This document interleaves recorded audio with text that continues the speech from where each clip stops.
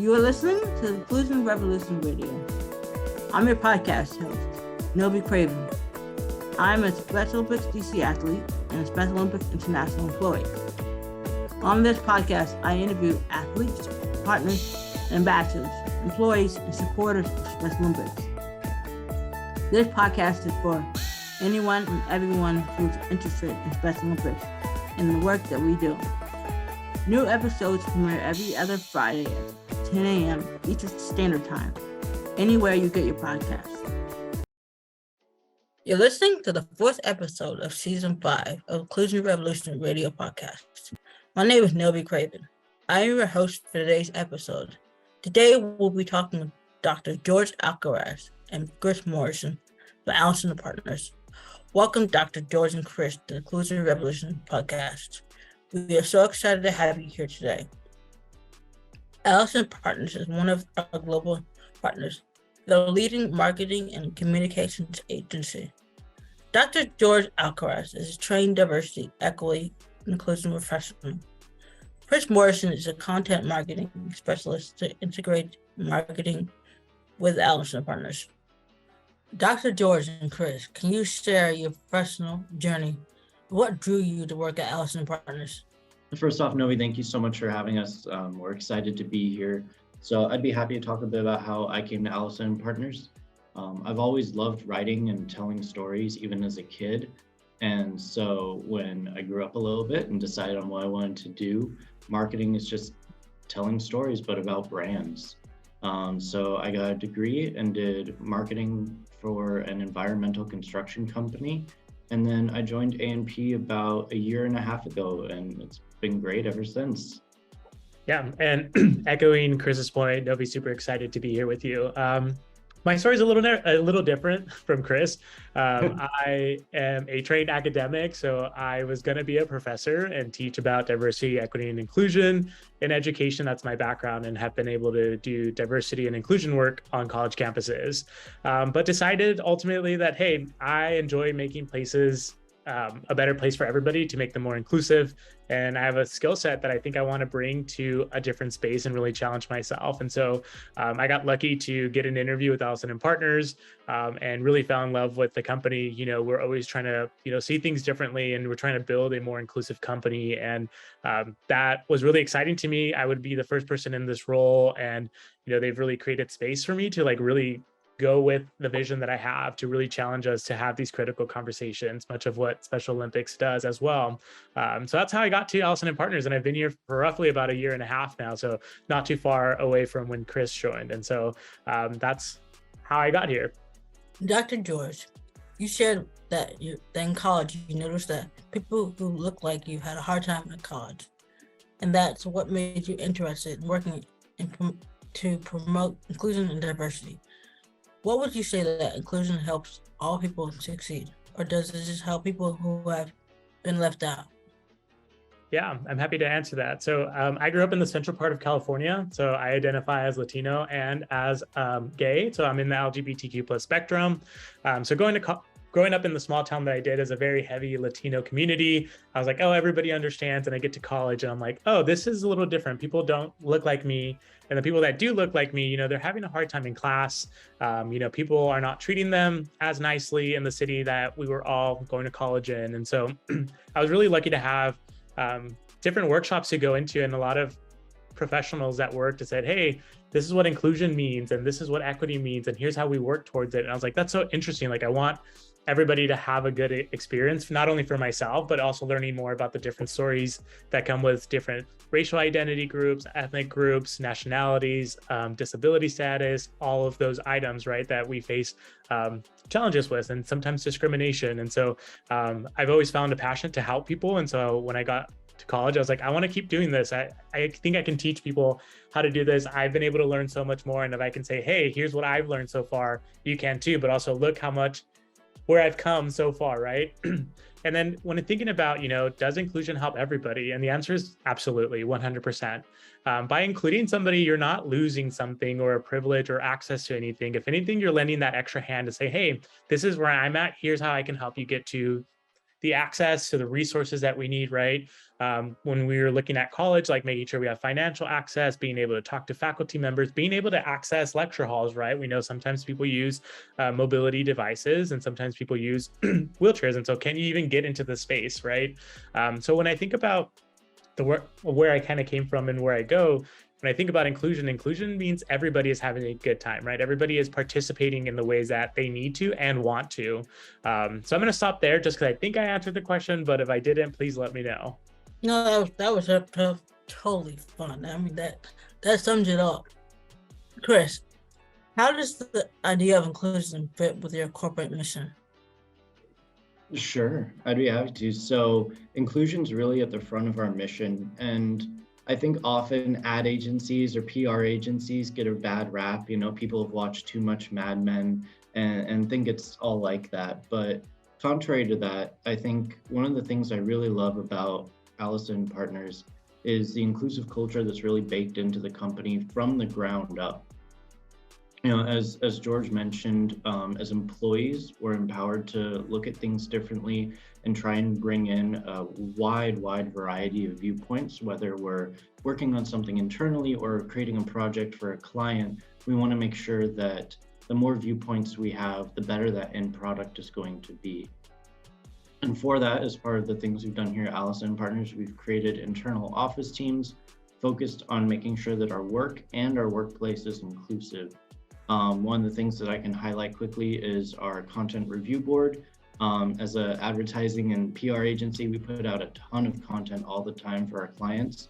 And we have an internal review board that makes sure that our content is inclusive, makes sense, isn't offensive, things like that.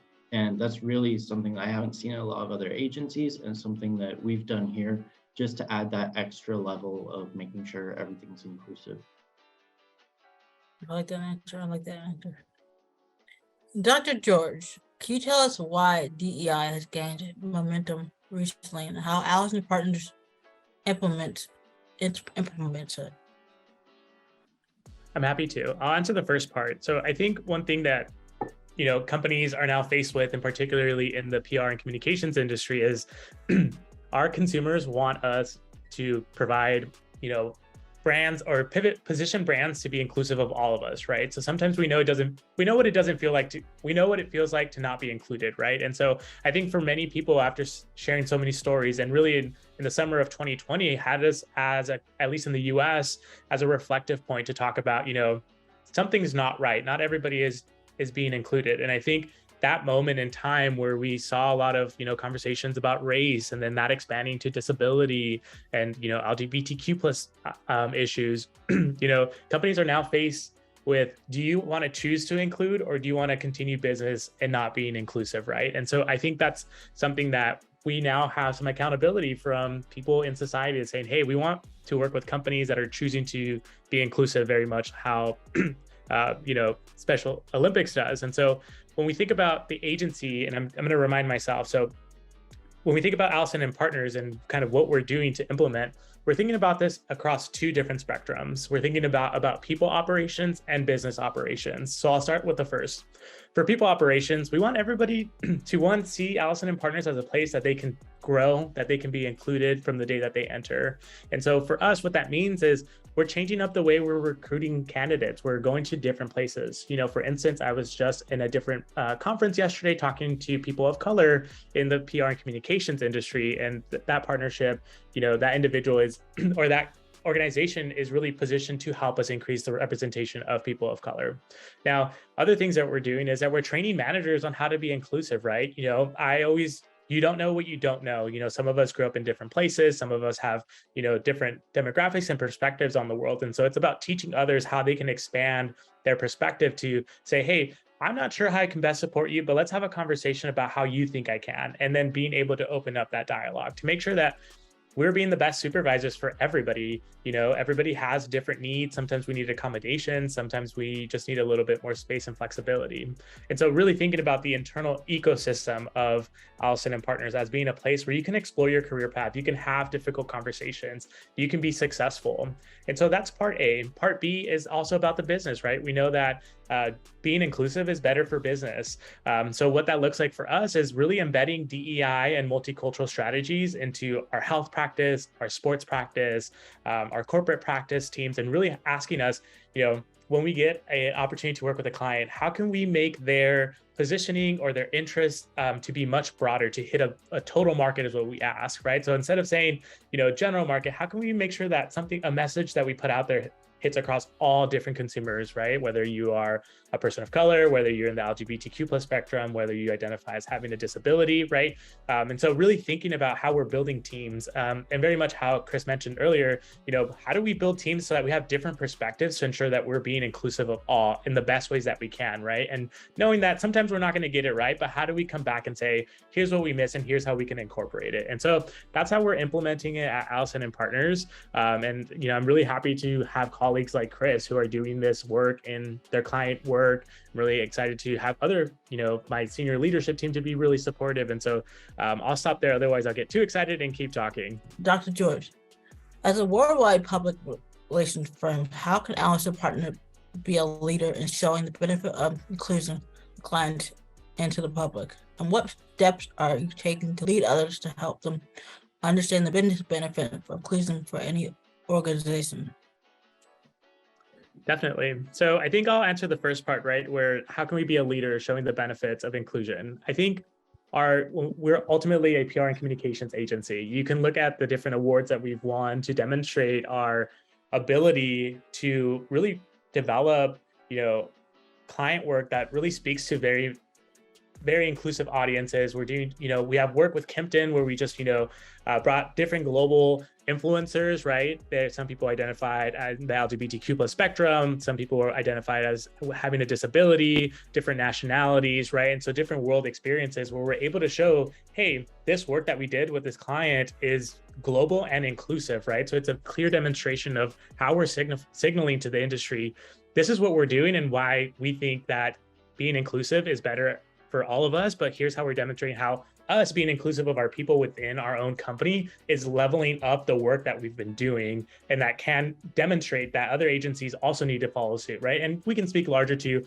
other just corporate work where the more inclusive that you're being, the more diverse your teams are going to be. And the more diverse your teams are, the more diverse your perspective is going to be on the work that we're producing, right? And when we have that beauty of diversity and inclusion, right? So you can have a team that's diverse, but if you're not including their voices, then that's not great, right? So we're taking the step of, hey, let's have a brainstorm session. Let's talk about a strategy. What is it that we're missing here? What are we maybe not seeing? How can we strengthen? And who can we bring in when we feel like we're falling short on a conversation, right? And so that's where I have the privilege of hopping into some client work and being able to leverage the thoughts that we're having.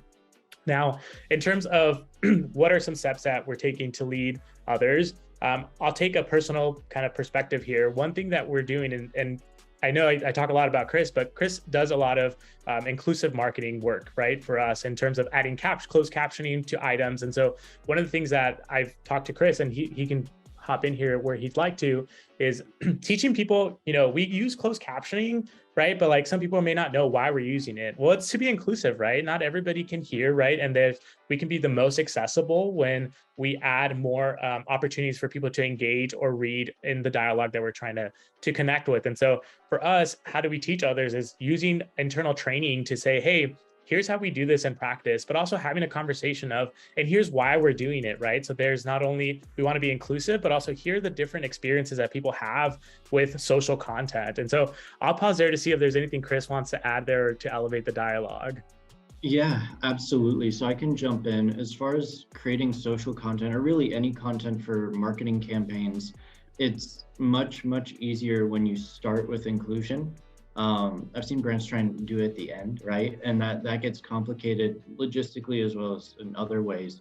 So really starting when you're doing those brainstorming sessions, like Dr. George mentioned, really making sure that you're starting with inclusion at the forefront. And that way, when you actually start putting out content like blogs or videos or what have you, it's much easier to have that already included in that content, whether it's closed captions, whether it's alt text for images, the ability to have a blog read aloud by a computer, whatever that may be, inclusive language, it's much easier to get that off the bat than to go back and try and add it later. So we really try and encourage our clients and in everything that we do to try and really bring that to the forefront. and create that. And when you're thinking about marketing and branding and communications, and or just trying to sell a product, you want the most people possible to be able to, to be able to see what you're producing, to be able to access your product. And to do that, including things like closed captioning and the other things we discussed, makes it so that your product or your idea or your message will be seen by the most amount of people. Can either of you tell us more about the Allison+Partners partnership with Special Olympics? Definitely. I'll start off and then I'll hand it over to Chris. So our partnership really it comes together in two different variables, right? The first one is volunteering to make an impact within our communities alongside Special Olympics. And the second part is providing support with media and communications strategies for the different chapters in which across the US, but particularly the ones that are in our local area. So for instance, I'm in Chicago, so we'd support the ones in our local metropolitan area. I think one thing that I want to share is that, as we're thinking about this partnership, earlier you asked me is Allison+Partners really demonstrating their commitment to DE&I and being a leader? And I talked about people and business operations. Well, an extension of our business operations is partnering with organizations that are choosing to include, that are in alignment with the work that we're seeking to do, and how can we leverage our skill sets to help others continue to make the impact that they're doing. And so when it comes to the media side, is working with local chapters to really strengthen and provide that support, right? So we have a lot of strategists, we have a lot of experts in the area. So, how can we collaborate with these teams to ensure that their messaging is impacting the communities that they're seeking to impact? And so for us, that's exciting work for us. We don't always get to do that. And to the fact that we can, each of our local offices, and we're across the US, we have New York, Los Angeles, San Diego, San Francisco, Portland, right? We're kind of everywhere, to be able to have that impact on that local ground level while also still being partnered with Special Olympics at this larger bird's eye view. It's something that's really impactful and powerful for us that we feel is a strength of ours. And so that's kind of wraps up the part B. But as I first mentioned, volunteering is the first part, and then I'll kick it over to Chris to kind of provide some more insight there. Yeah, so I can talk a bit more about kind of the boots on the ground volunteering. One of the reasons that Allison+Partners originally approached Special Olympics for this partnership was because we saw that our employees really had a passion for volunteering, and we wanted to support a good cause with that. And so I personally have been involved with several volunteer opportunities here in the San Diego area or Southern California area. I was able to do one of the plane pull events with you guys, as well as one of the doctor's events, the health checkups. And both of those were amazing experiences, awesome opportunities. And the employees in our offices really appreciate the opportunity to be able to come out to things like that, to be able to engage with the community, hang out with the athletes, see what it is that you guys do, both as an organization and on individual level, day in, day out, and be able to do some cool stuff. I mean, at the plane pull, we got to pull a jet down the runway. I mean, when do you get to do that, right? So, I think it's opportunities like that that really hammer home the point on the local level of, how special this partnership is and how there is an opportunity to be able to work with the Special Olympics and come out and volunteer at these events. Chris, Allison+Partners has won awards for helping some clients secure great stories. For any Special Olympic programs that are listening now, do you have any tips to help Special Olympics programs get news or media coverage, and how to bring more attention to some of our programs, including inclusion programs like our Unified Sports and Unified Champion Schools? Sure. So the local level is really where it all happens, right? And I've worked with franchise systems before for marketing, and it's a similar idea where you have a large organization at the top and then smaller local organizations that are trying to market within that. And the local, like I said, the local is really where it matters. And so as local organizations, Special Olympics offices have the opportunity to really highlight some of the cool stories that happen. You mentioned the Unified Sports Program, and I think that's a fantastic example to be more involved in the community for local offices, to work with a school, to work with a sports organization where Special Olympics athletes are able to work with those teams, and the community that the office is in can really see the impact that it makes, similar to what I was just talking about, how our employees were able to go to those volunteer events and see the impact. And then the idea is to, at those events, to create as much content as possible, especially if you're looking at doing social media marketing, or even creating like a highlight reel to take to media to pitch a story. Either way, you want to have those stories and that content around it, visual content locked in, so that you're able to either put those on social media through a brand campaign, or take it and pitch it to media to be able to put on, in local publications and things like that. So it's really focusing in on those stories that are at the heart of Special Olympics and then broadcasting them. In a few words, could you answer the question, what does inclusion mean to you? Sure, I can start off and then I'll hand it to Dr. George.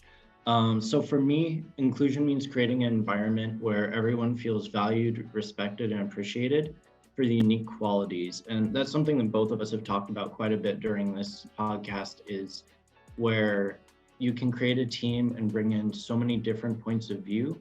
It really makes the end product a lot better. And so from a brand perspective, when you create marketing materials or media materials and start with inclusion from the beginning, start with accessibility, making sure that everyone can see that instead of it being an afterthought, the result is always better for everybody. Great answer. Now I have to figure out a better one. No, just kidding. I think I would just add to that, right, where Chris really highlighted it, and I would just add part B to that is, to me, is inclusion is a practice. It's a decision that we make every day to be that individual that can make a change in the way that we run meetings, the way that we're thinking about inclusion, right? So Chris mentioned we have to bring it at the start. Inclusion as a practice, for me, the definition is I come in as a leader and say, we're going to start with this at the start, right? And not as an afterthought. And so for me, that's how I would define it. And I would say that I bring that to work every day, and I encourage everybody else at Allison+Partners to do the same. Thank you, Dr. George and Chris, for joining the Inclusion Revolution podcast. It was great to talk to you today about how Allison+Partners continue to be a leader in creating content that inspires and includes. We appreciate all the work that you continue to do from the Inclusion Revolution. Thank you for listening to the Inclusion Revolution Radio. Don't forget to subscribe. Tune in again in 2 weeks for a new episode.